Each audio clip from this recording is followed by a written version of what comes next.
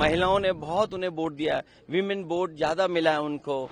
आप सम्मान का जीवन नहीं देना चाहते हैं। अच्छा, उन महिलाओं को आप 10,000 दे रहे हो जिनके पति परिवार के लोग एक साथ नहीं रह सकते हैं। बस 10,000 रुपए दे करके वोट ले लिया, बाद में जैसे और स्टेटों में इन्होंने किया है कि नंबर्स कम कर देना है, बाद में नियम बना देंगे, रूल्स बना देंगे। इतना सीट जीते हैं 202, डबल सेंचुरी, हजम नहीं हो रहा। चुनाव हार जीत और उसे सीख मिलती है। आप पॉपुलर हो सकते हैं, आपको वोट ज्यादा मिलेगा, लेकिन बीजेपी की जो मशीनरी है, बीजेपी का जो काम करने का तरीका है, बीजेपी जिन इश्यूज को लेकर के ग्रास रूट तक जाते हैं। मान लीजिए उन्होंने अब ये कहना शुरू किया है कि महिलाओं ने बहुत उन्हें वोट दिया है, विमेन वोट ज्यादा मिला है उनको। ये तो बताया जा सकता है, लेकिन आप 10,000 रुपए कब तक देंगे? आप सम्मान का जीवन नहीं देना चाहते हैं। अच्छा, उन महिलाओं को आप 10,000 दे रहे हो जिनके पति परिवार के लोग एक साथ नहीं रह सकते हैं।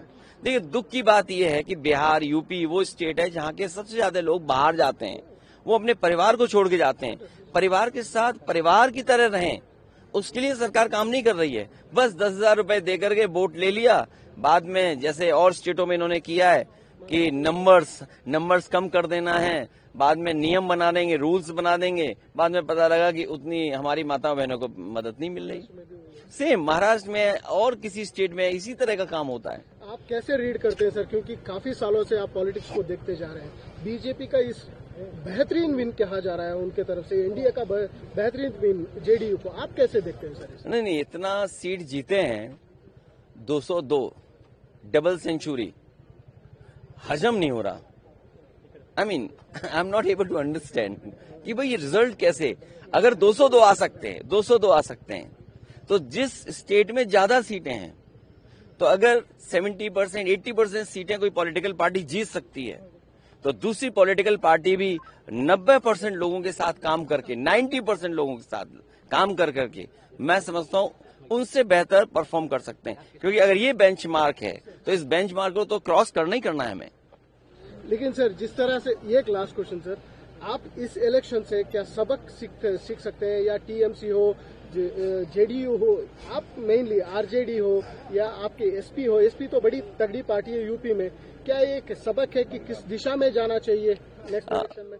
यूपी में हम लोगों ने हार से ही सीखा है, और हार से ही सीखने का मौका मिलता है। जब आप बिल्कुल नीचे पहुंच जाते हैं तब आपको लगता है कि वो ऊंचाई पर कैसे पहुंचे हैं।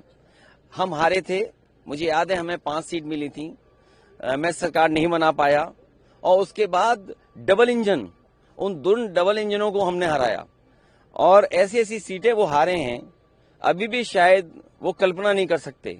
अभी बिहार की जीत यूपी की जीत को बराबरी नहीं कर सकता। यूपी की जीत अलग जीत है, बिहार की जीत अलग जीत है।